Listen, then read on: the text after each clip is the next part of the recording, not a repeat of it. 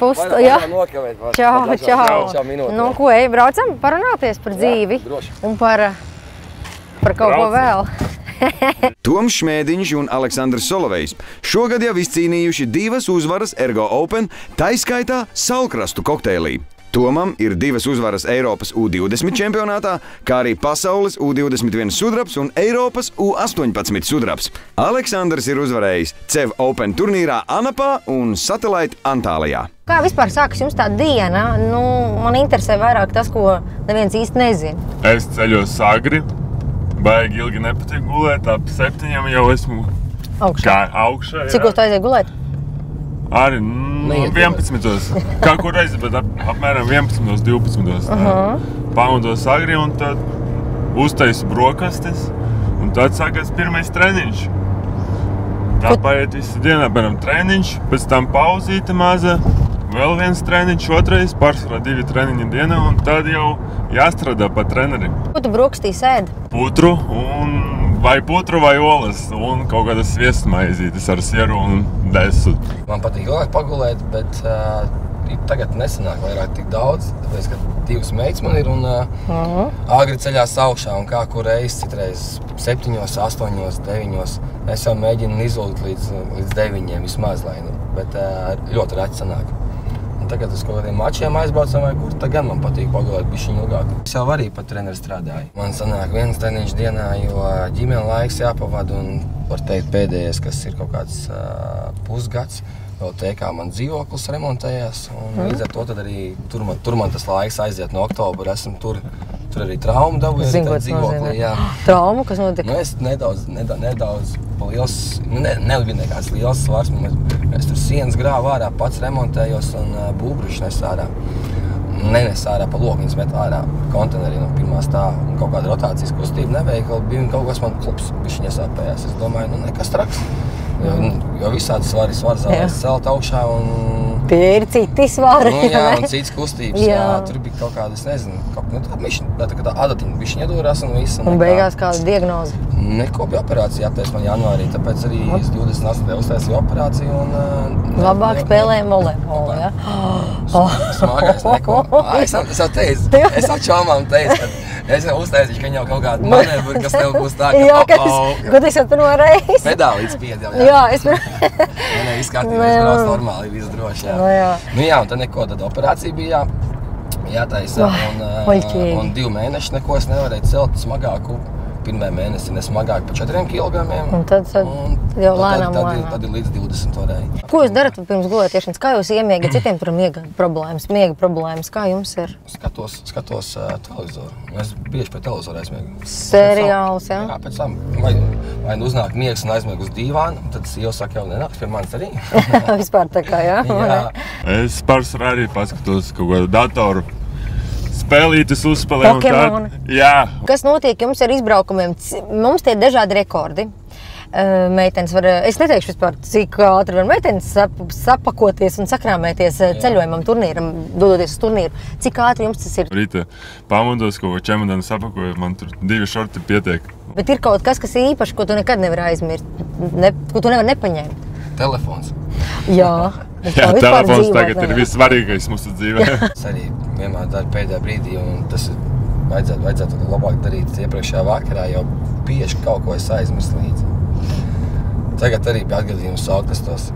Man bija jābrauc uz jāsakrāmēju suvam, un tad man bija uz teigas dzīvokli jāizdara visāds māns, es viss rokas paņem pilns, ved tās māns, un pat taisnā brauc uz saulkastiem, aizbrauc, skatos. Kur soma? Bez somas aizbrauc uz saulkastiem, bez šotiem, nekā nebija džinšot. Dzirdēts kaut kur. Pirmo reizi par kaut kas tāds notikās. Mums tagad vienmēr tāda tradīcijas jāsaglabā. Jā, tad es atstāšu nākamreiz uz atkal somu mājās. Tā, jūs kasaties kādreiz, un tā stīdieties, kurš ir tāds, kurš vairāk emocionālāks, kurš ir tas, kurš... Jā. Es vairāk emocionālāks. Es ap citu laukumu redzēju, ka citreiz tu tā pācās. Un kā, bet zaš tādā mierā, jā? Labi, ka tagad saulgrasā spēlējām, ka es biju dusmīgs un... Es jau redzēju. Bija jau 3 pieskārieni bijuši. Un es atvilku kāju un bliezu it kā pa bumbu, bet, protams, pa bumbu es trāpīt negribēju. Es pēc tam skatos sašķirt, nezinu, ko viņš tur darīja vēl, jo mēs tas punktu esam zaudējuši un gandrīz esam pa galvu. Jā, es gribēju pārsist vienkārši par bumbu, jā. To es atceros. Es redzu, gandrīz man pa galvu ar kājunējies par čalis. Klausieties. Normāli partneri gandrīz izslēdz laukumā. Bet jūs tāpat laikā ļoti veiksmīgi un ļoti tā draudzīgi un to ar humoru jūs tur droši vien neņem galvā. Toms laikam var uzvalkās. Jums tā ļoti mīļi, tie konfliktiņi un strīdi, jums tādi ļoti pozitīvi un tādi sirsnīgi. Tā ir? Nu, kā viņš bļaut cenšos, nevar to tā neuztvert, bet tad, ko viņš man pasaka, to svarīgas lietas, to es uztveru, jā. Pa bloku tur vai kaut ko tādu, jā, to es cenšos izlabot. Bet tu kādreiz runā arī pretī, kaut ko pasaki? Nu, kad ļoti dusmīgs, jā. Varbūt ir daži momenti, jā. Ir bijis tā, ka iet tur tā, ka jā? Jā, ir. Tas ir normāli, ir spēles, kad ir emocijas, ir spēles, kad man cits saka, nu, kāpēc nav emocijas, es saku, es negribu. Pēc situācijas ir mazliet emocijas, jā.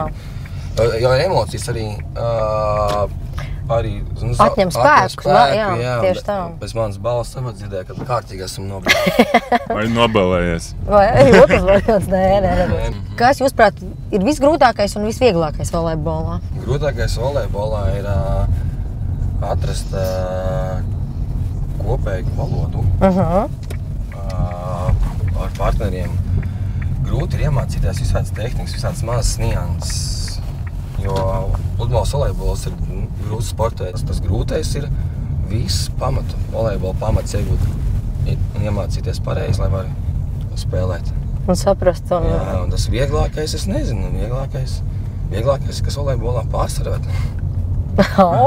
Grūtākais, es domāju, tas ir treniņu process. Viss aiziet uz treniņiem un koncentrēties un katru treniņu strādāt uz maksimumu, tas ir visgrūtākais, bet visvieglākais tas ir jau, kad sākās sezona, spēles laiks, jā, spēlēt. Un pēc tam uzvarās. Jā, uzvaras un emocijas un viss kārtībā. Kādi jūs hobiji, izņemot pludmales volejbolu, ko vēl jūs darat? Hobiji man ir mašerēšana. Kad brauc uz Kuldī, tad pračkam arī tāds pats hobijs ir un tētim, un tad mēs braucam laivu pa Ventu. Cik liela ziva, pat pašu lielāko zivis noķēris? Nav nekāds tās liels trāpījies, kaut kā 2-3 kg līders. Tas ir tā, tas ir tā? Nu, aptuveni plus mīnus, jā, un kaut kā. Tagad pēdējā laikā mēs zandards ceram, to zivu it kā ir grūtāk noķert, viņi arī mazāk ir, protams, viņi arī garšīgāk ir. Un otrs tāds lielākais hobijs, kas man ir, tas ir biljards. Es jau kaut kādus gadus ar Viktoru Koržiņēvu, man labāko draugu. Mēs vienreiz, divreiz nedēļā ejam uz Klondaiku Elizabetes ielā. Viņi kad bija uz turnīrs, viņam katra pilsēta viņi gāja spēlēt biljardu. Jā, tagad mazliet par treniņu stilu. Varbūt ir kaut kādi tādi vingrinājumi, ko jūs veicat ar sakosiem zobiem, kaut kas tāds. Nu, tieši pārāk par treniņu procesu, ja mēs tā. Man visgrūtāk padodas izturības treniņi.